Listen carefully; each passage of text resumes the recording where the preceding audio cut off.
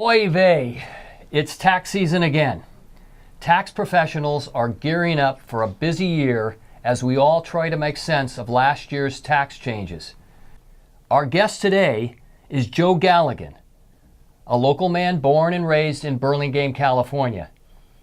He attended Bellarmine High School, received his Bachelor's of Accountancy from the College of Santa Fe, New Mexico, and Master of Science in Taxation from Golden Gate University. Joe is very active throughout San Mateo County, including 2 years as mayor of Burlingame. Joe is president of Galligan, Thompson, and Flocas, a 39-year-old company doing business in San Mateo County. Joe will be discussing tax laws that will apply on our 2018 tax returns. Welcome, Joe. Great to have you here.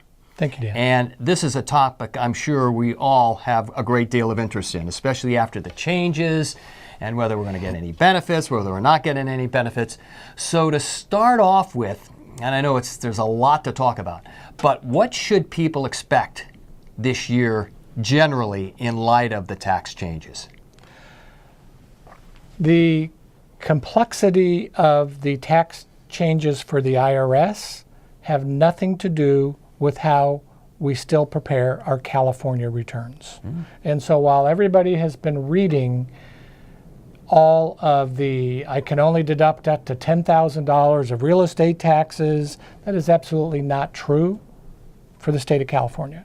The state of California will be the old rules.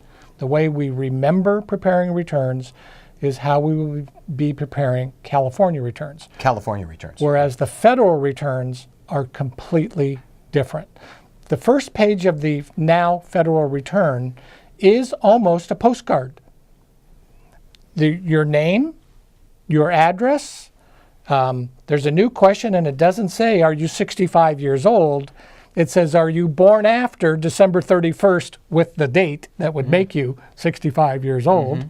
And then your signature page line is there in between the numbers, and just a few numbers.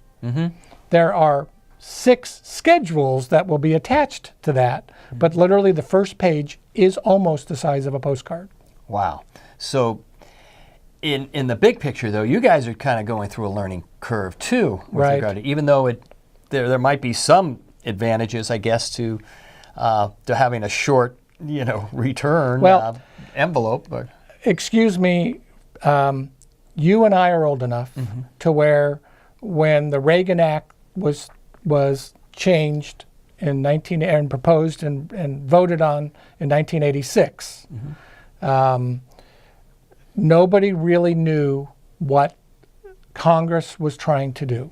And so what happens is they pass a law, the IRS then gets a hold of it, and they come up with temporary regulations of what they think Congress meant, which the IRS did late summer this year, of which there were some winners and losers regarding how professionals were interpreting what Congress passed. For example, a realtor was thought to now be classified in a special classification where they would not get the benefits of the new tax law, and their lobby was fabulous, and they got pulled out per the regulations of the IRS, and so now they aren't going to be taxed like a CPA, like a lawyer, like a doctor. The groups, the lawyers and the tax CPAs then attack the IRS and say, that's not what it meant, and or if you meant this is the outcome over here, and is that the outcome you really wanted? And so we are now going back to the IRS saying, we think that regulation isn't the proposed regulation is not what you meant. And with the 86 law, it took about 3 years to go through the process to where their proposed regulations became the regulations, which really means, if we just use that as history, that we have a little while to fumble. We have a couple years to try to think of what this meant.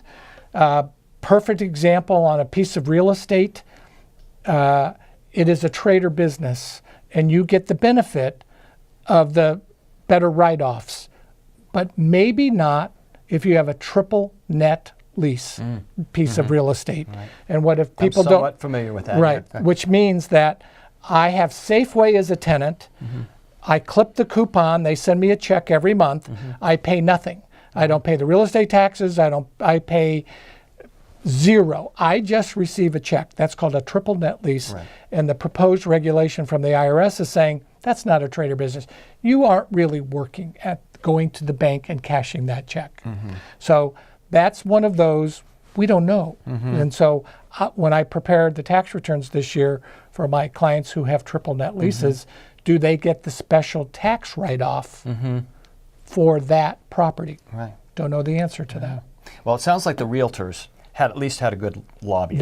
They and, we'll and the life insurance. and life insurance. We'll see if that holds up, though, because there's challenges, as you mentioned. That, Right.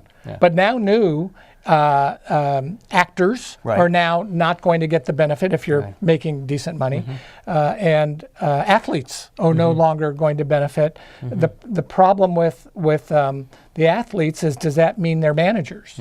The problem with actors is, does that mean producers and directors, which I think may, but does it include the grip people, or does it include the video people, or does it? We don't know the answer to that. Right. So there's a lot of industries that I know a physical therapist actually says you are in the medical field, and it says a lab is not.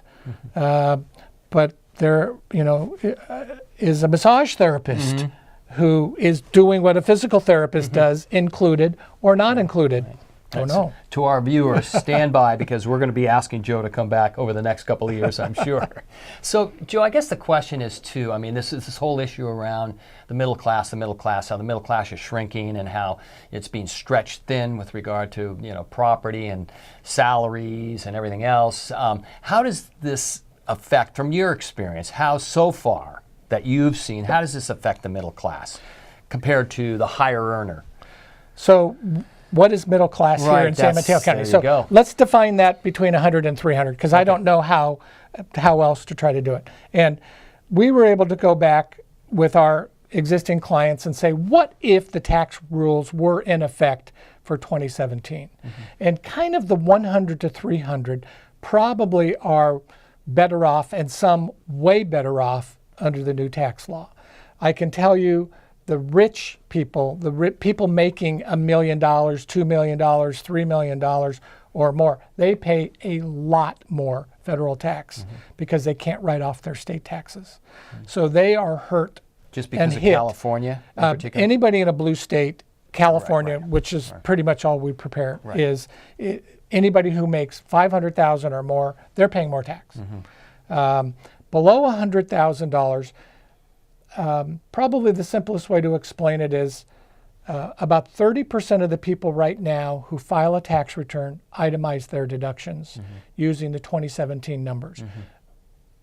The standard deduction increased to $12,000 for a single person and $24,000 for a married person.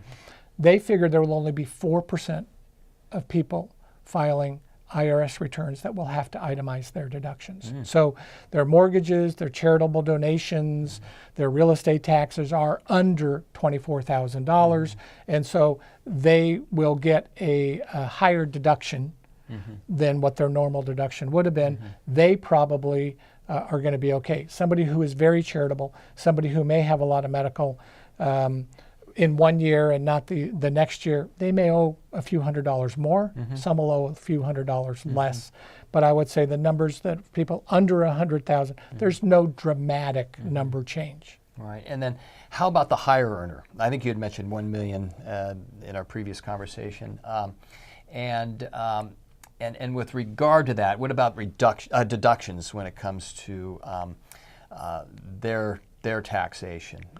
So the biggest deduction that they lose is their state income taxes and their real estate taxes. Those get limited to just $10,000. But remember, for California, all of their real estate taxes are deductible.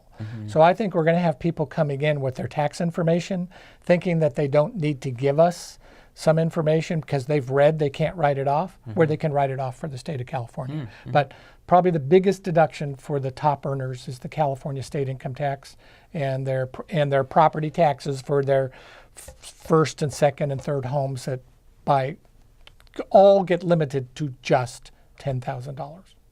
Got it. Good. And how about mortgages? I think you touched on that just. So mortgages is schizophrenic now. And for California, if you have a debt more than 1.1 million, you can still deduct the home mortgage interest up to 1.1 million. For the federal, they do not allow the HELOC deduct. So the money you borrow on a line of credit, not deductible by law. Period. So the million that's new. Right. The $1 million is now limited to $1 million. Now, if I can, and many people used the HELOC for college, for non-home, the whole purpose of it, and you could deduct up to $100,000. They didn't care what you used it for. Unless you can prove your entire HELOC was used for home improvement, then you can use the HELOC. So it's not that it's all the way gone, but you've got to prove that it all got used for your home improvement.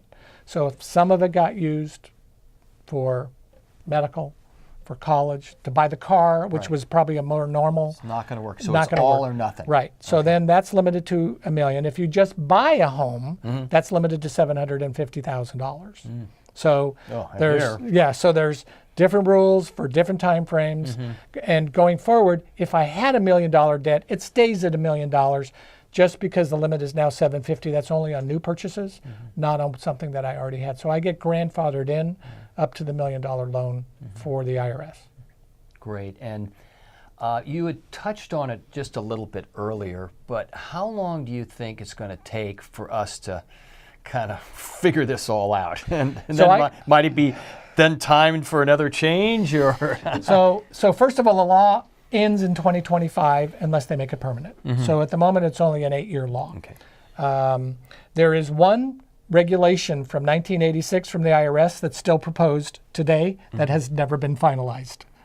So you're asking me how long it'll, a 2 to 3 year period of time, and then the decision will be made by tax court. So the IRS said you get $1 million. You get the $100,000 line of credit. Well, we had people with a loan for $1.5 million around here.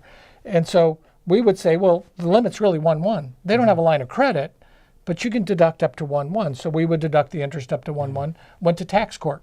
IRS said no, tax court said yes. So tax courts going forward will make changes every day on this new tax law. So just because the IRS says it so, doesn't make it so. So, Joe, is there anything that you can share with our viewers that will make their tax returns more simple? Great question. I spent 1 hour in one of my education classes on just what is not the same between California and the IRS. And if Sacramento this next year would actually pass a bill that conforms to the federal law, it'll make it much simpler for our 2019 tax returns that we prepare next year, much easier. Yeah. Well, thanks, Joe. That was a lot of good, useful information. One thing I know for sure, people shouldn't procrastinate on their taxes. Thanks for watching Take Notice, and have a safe day.